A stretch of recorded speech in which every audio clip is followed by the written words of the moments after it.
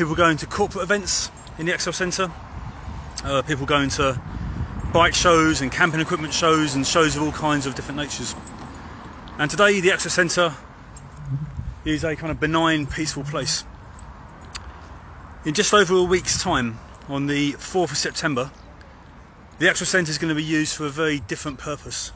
It's going to be used to host the world's largest arms fair. The arms fair runs for a week, and at the arms fair we have supplies of military equipment, weapons, missiles, machine guns, tear gas, equipment to coerce and torture people.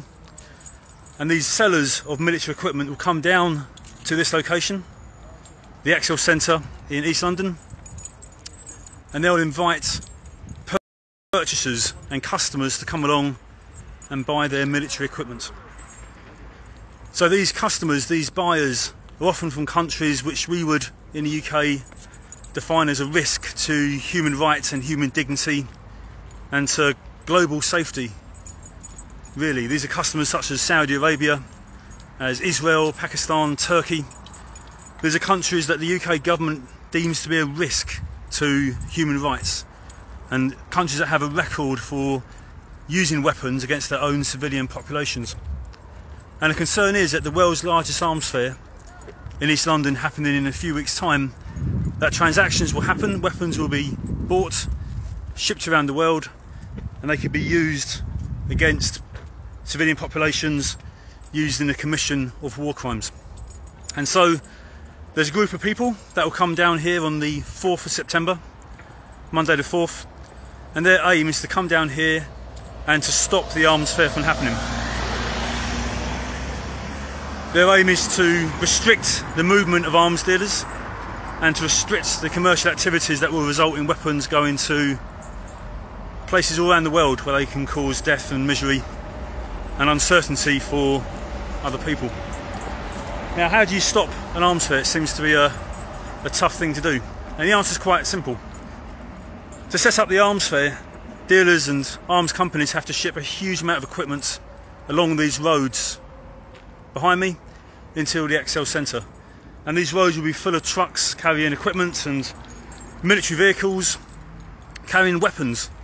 On the other side of the hotel there is a big dock. We're down in London Docklands, and arms companies will sail warships and boats up the Thames to exhibit them and sell them outside the Excel Centre.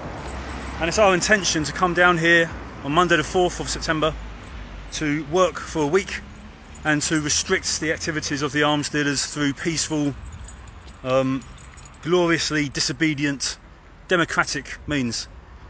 So that will probably involve stopping the flow of vehicles by putting our bodies in the way. It will involve educating the public in the local area that, unbeknownst to them, the world's largest arms fair is going to take place on their doorstep.